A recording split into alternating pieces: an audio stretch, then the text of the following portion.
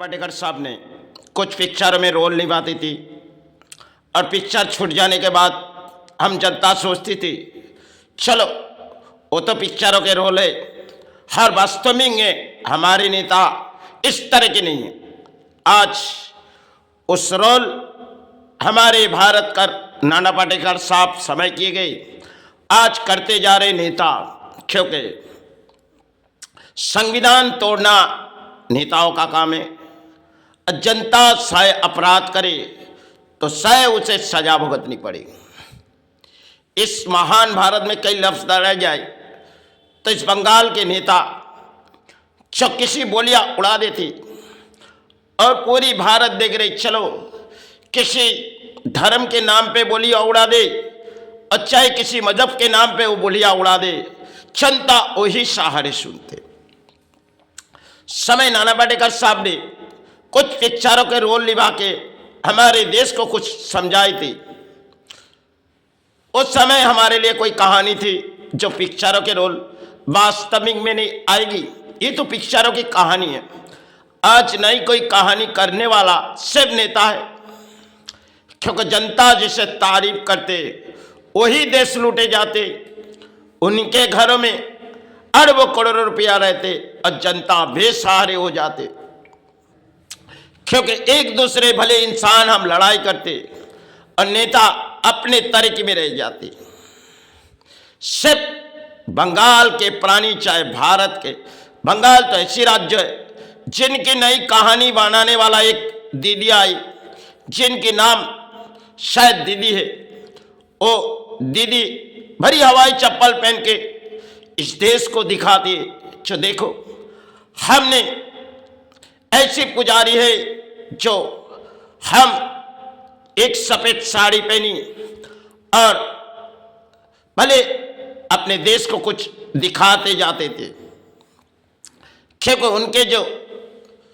उनके जो भाईपो है उनके पास करोड़ रुपया है और दीदी दिखाती कुछ और है। और बंगाल के नेता है, क्योंकि मंत्री, वो चाहे इस देश पर कुछ भी बोलियां उड़ाएगी, क्योंकि इस संविधान तोड़ना नेताओं का काम है।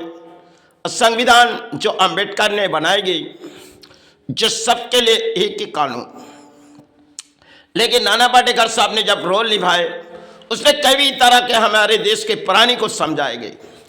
आज पुरानी उस समय और आज के दौर हमारे समय कुछ और है, क्योंकि दौड़ दौड़ के लड़ाई हमारे देश की राजनीति है।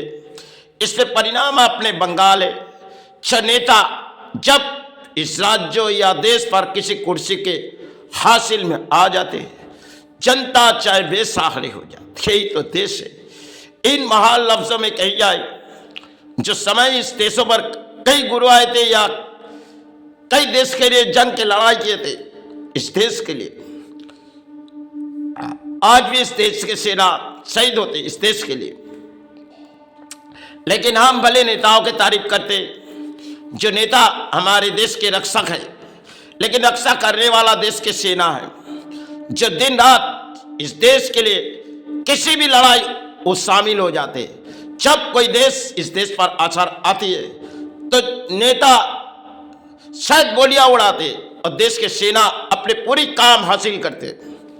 भले उसकी तारीफ हम करते नहीं, हम नेताओं की तारीफ करते, क्योंकि आज के दौरे जो बंगाल के प्रशासन से लेके सब कुछ एक पुरानी तरीका कुछ और थे और नई तरीका कुछ और है। आज इस पे संविधान तोड़ना नेताओं का काम है। जनता चाहे कोई अपराधी हो तो उसे जुल्म की सजा भुगतनी पड़ेगी। अगर अपराधी नहीं भी हो तो भी फिर भी उनको कोई दंड अगर कली के राज्यों में उसे मिल सकती है, क्योंकि एक कली के राज्य है। इनमें पाप कर्मों के अगर लड़ाई करोगे तो आप पापी नहीं हो, आप पुण्य है। आपके पास किसी अर्थ लगा दिए जाओगे तो आपको बेकसूर खलास कर देंगे, क्योंकि ऐसे एक भारत के संविधान आज तोड़ दिए तो नेता और जनता शायद तोड़ भी नहीं पाएगी।